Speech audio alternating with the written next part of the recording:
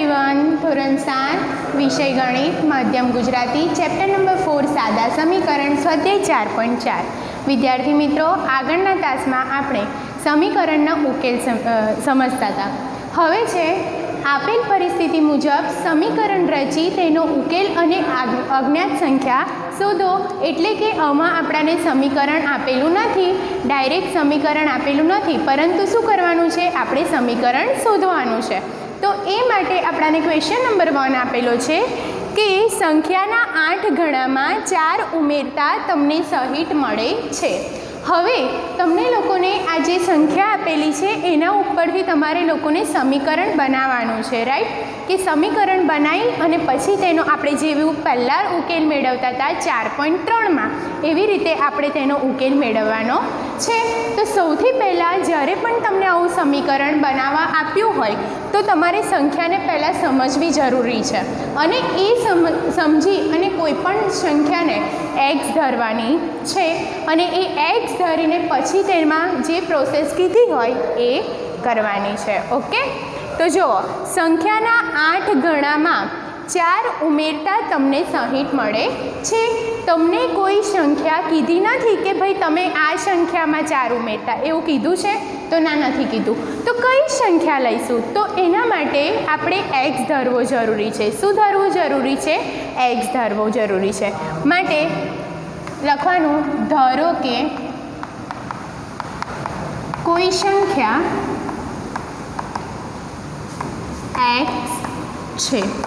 Okay, हवे आपणे आ संख्या धरी दीधी। एमां शुं कीधुं छे कि संख्याना 8 गणामां, मैं तमने पहला पण समजाव्युं छे कि ज्यारे पण गणा आवे तो शुं करीशुं, गुणाकार करीशुं, उमेरता आवे तो प्लस करीशुं, बाद आवे तो शुं करीशुं, बाद बाकी करीशुं, ने भागता आवे तो शुं करीशुं, भागाकार करीशुं, राइट। तो आपणे शुं कीधुं छे कि संख्याना 8 गणा, तो आपणी संख्या कई धरी, एक्स धरी, एना 8 गणा।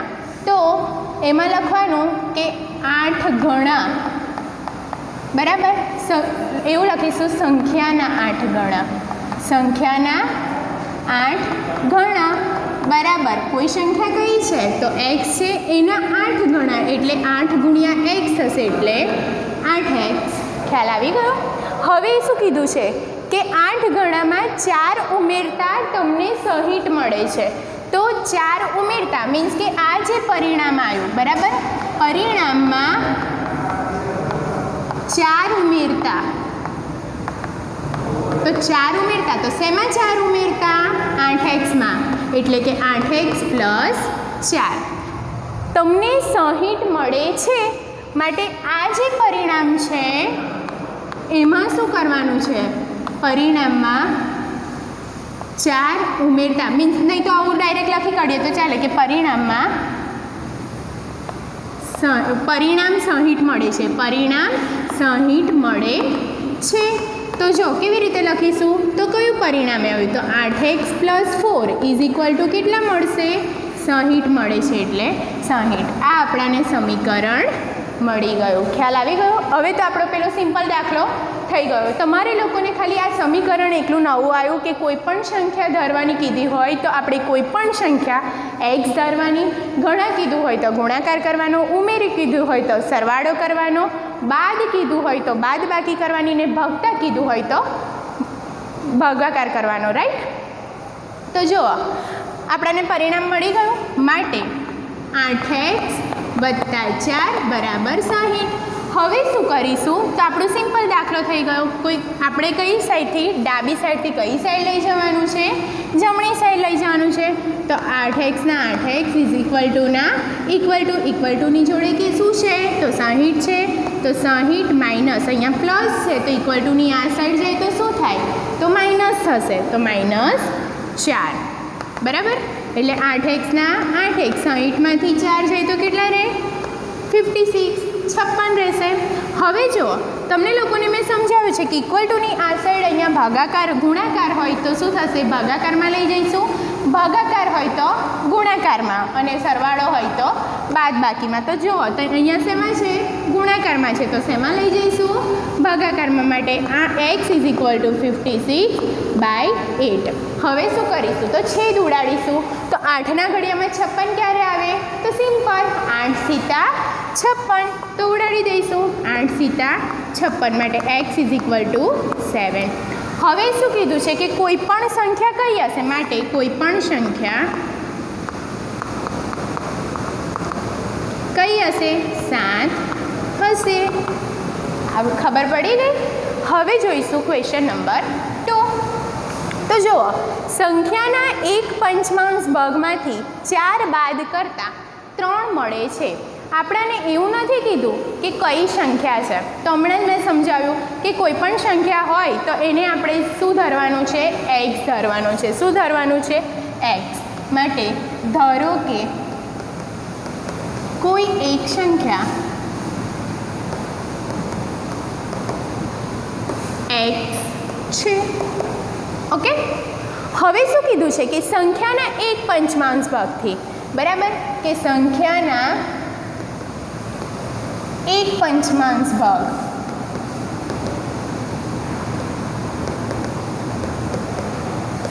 તો સંખ્યાનો એક પંચમાંશ ભાગ, સંખ્યા કઈ હતી આપણે, x હતી, એનો કયો ભાગ, એક પંચમાંશ, એટલે એક પંચમાંશ x થશે.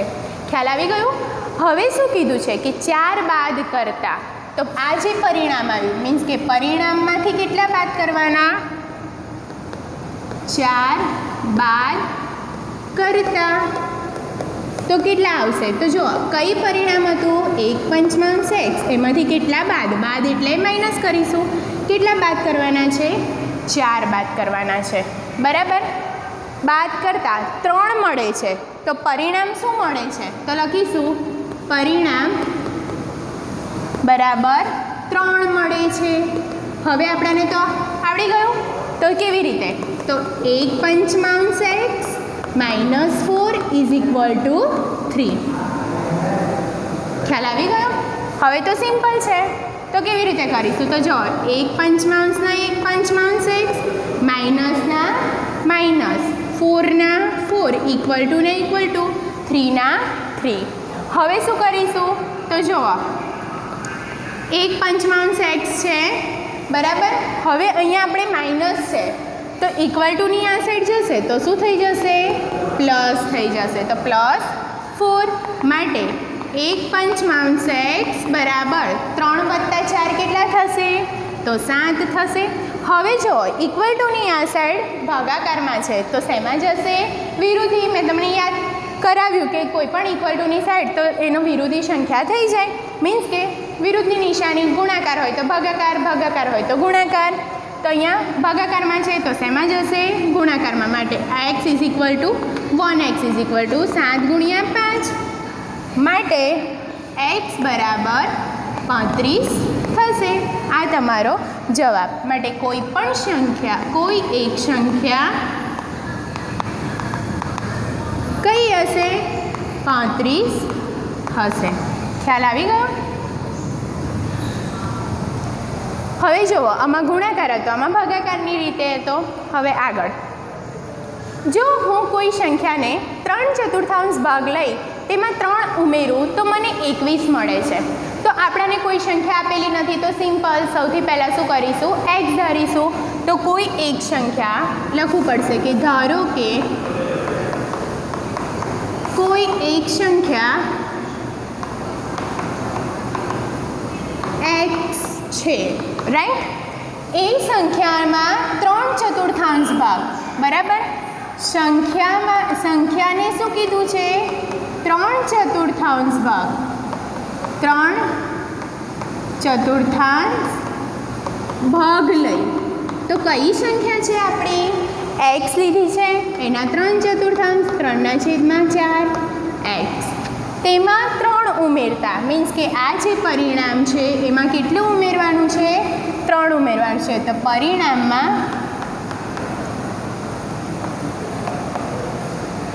કેટલા ઉમેરતા, 3 ઉમેરતા.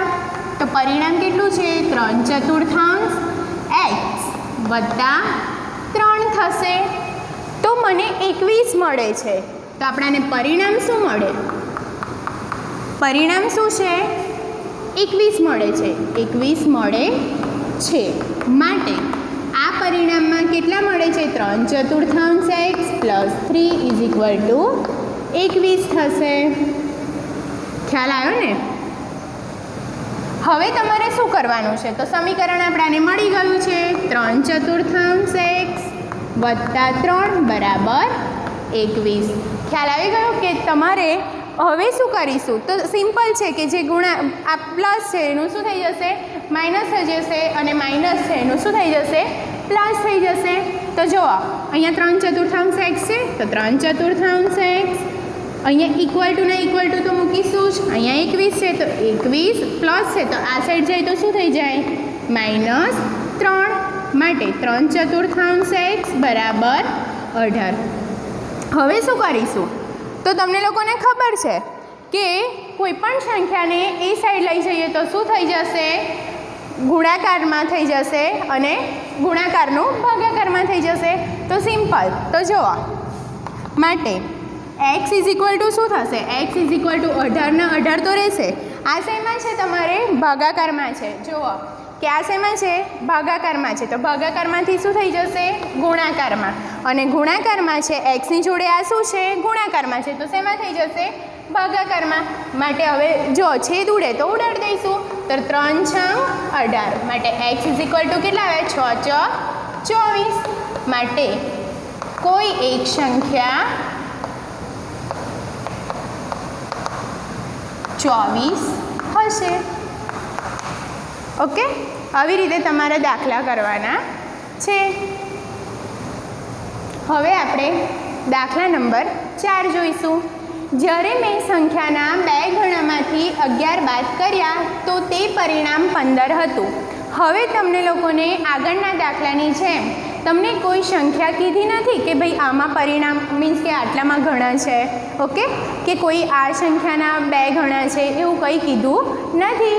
તો એના માટે આપણે શું કરવું પડશે? તો મેં તમને સમજાવ્યું હતું કે કોઈ પણ સંખ્યાનું કીધું હોય તો આપણે એક સંખ્યા ધારીશું. તો જુઓ, ધારો કે કોઈ સંખ્યા x છે. ખ્યાલ આવી ગયો? હવે શું કીધું છે? સંખ્યાના 2 ગણામાંથી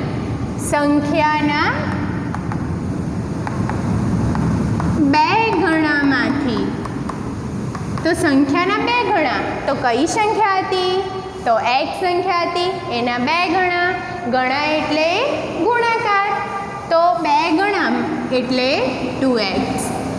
માંથી 11 બાદ કર્યા તો પરિણામ જુઓ, પરિણામ કયું હતું? 2x હતું. પરિણામમાંથી 11 બાદ કર્યા તો 11 બાદ કર્યા એટલે 2x માઇનસ કેટલા આવશે?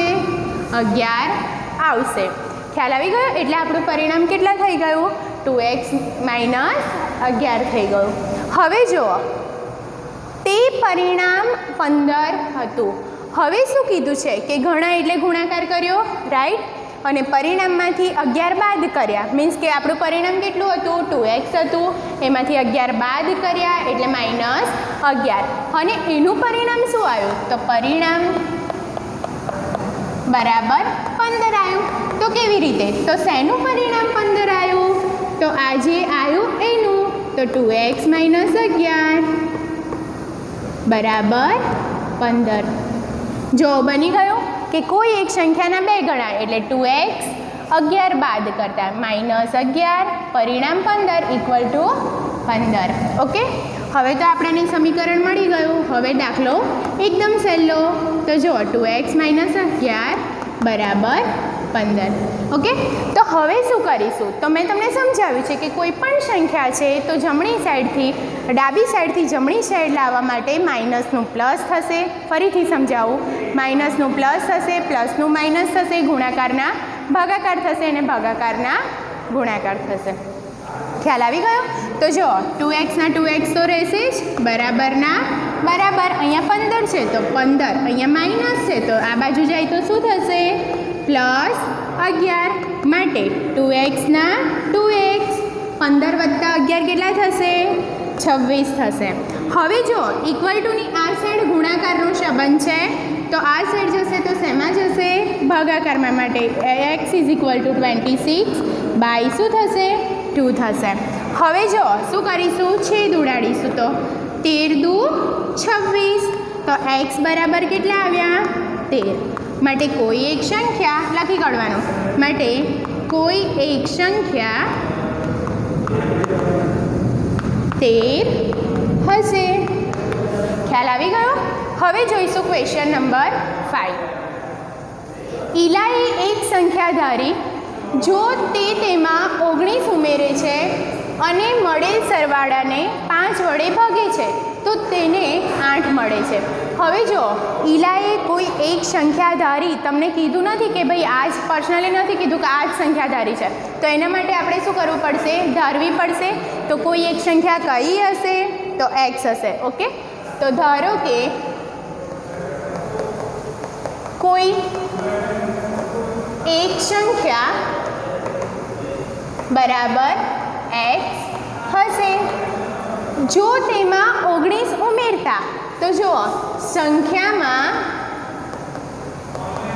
19 ઉમેરે છે તો સંખ્યા કઈ હતી આપણી? x હતી. એમાં શું કરે છે? તો 19 ઉમેરે છે. તો શું થશે? તો x + 19. હવે જો અને મળેલ સરવાળાને મીન્સ કે આ જે મળે છે સરવાળો એમાં 5 વડે ભાગે છે તો પરિણામને 5 વડે ભાગતા તો આપણાને કયું પરિણામ આવ્યું? x + 19. તો x + 19 છેદમાં 5. ખ્યાલ આવી ગયો? અને તેને 8 મળશે માટે પરિણામ કેટલું મળે છે છેલ્લે? તો પરિણામ બરાબર 8 મળે છે. માટે આ પરિણામ કરીએ x વત્તા કેટલા આવશે? 19. તો 19 ભાગ્યા 5 બરાબર કેટલા આવશે? 8. ખ્યાલ આવી ગયો? હવે શું કરીશું? તો આપણે લોકો સમીકરણ સોલ્વ કરવું પડશે. તો જો x વત્તા 19 તો લખીશું x વત્તા 19 છેદમાં 5 બરાબર 8. હવે તમે જોઈ શકો છો મેં કીધું છે કે ઇક્વલ ટુની આ સાઈડ ભાગાકારમાં હોય તો આ સાઈડ જાય તો શેમાં જશે? ગુણાકારમાં. અને ગુણાકારમાં હોય તો ભાગાકારમાં. તો આ જો ભાગાકારમાં છે તો x વત્તા 19 ને x વત્તા 19 તો લઈ જ લઈશું. પણ અહીંયા શેમાં છે? ભાગાકારમાં. તો ક્યાં જશે? ગુણાકારમાં. તો ઇક્વલ ટુ ને ઇક્વલ ટુ તો રહેશે જ 8 ના 8. અને આ ભાગાકારમાં છે તો શેમાં જશે? ગુણાકારમાં. મીન્સ કે ગુણ્યા 5. હવે જો x ના x વત્તા 19 ના 19 8 પંચા 40. હવે શું કરીશું? તો જો એકદમ સિમ્પલ છે. હવે તો આપણને સાદું સમીકરણ મળી ગયું છે. તો x ના x અહીંયા ઇક્વલ ટુ ને ઇક્વલ ટુ અહીંયા કેટલા છે? 40 આપેલા છે તો અહીંયા 40 મૂકી દઈશું. અહીંયા પ્લસ છે તો ઇક્વલ ટુની આ સાઈડ જશે તો શું થઈ જશે? માઇનસ થઈ જશે. તો -19 માટે x = 40 માંથી 19 જાય તો કેટલા રહેશે? 21 રહેશે. કેટલા રહેશે? 21 રહેશે. નહીં તો જો 40 - 19 અહીંયા ભાગના ચલે લે 10 અને અહીંયા કેટલા રહેશે? 3. તો 10 માંથી 9 જાય તો 1 અને 3 માંથી 2 જાય તો 2. કેટલા રહેશે? 21 રહેશે. ઓકે, તો x = 21. માટે કોઈ એક સંખ્યા 21 છે. ઓકે, તો આવી રીતે તમારે લોકોને ફરી યાદ કરવાનું છે કે ઇક્વલ ટુની જમણી સાઈડ, ડાબી સાઈડ હોય તો જમણી સાઈડ આવે તો પ્લસ હોય તો માઇનસ થાય, ગુણાકાર હોય તો ભાગાકાર થાય, ભાગાકાર હોય તો ગુણાકાર થાય. મીન્સ કે વિરુદ્ધની નિશાની થશે. અને આ રીતના જે બીજા 2 દાખલા છે એ ઘરે તમારે પ્રેક્ટિસ કરવાની છે તથા સ્વાધ્યાય પોથીમાં પ્રેક્ટિસ કરવાની છે. Thank you all of you.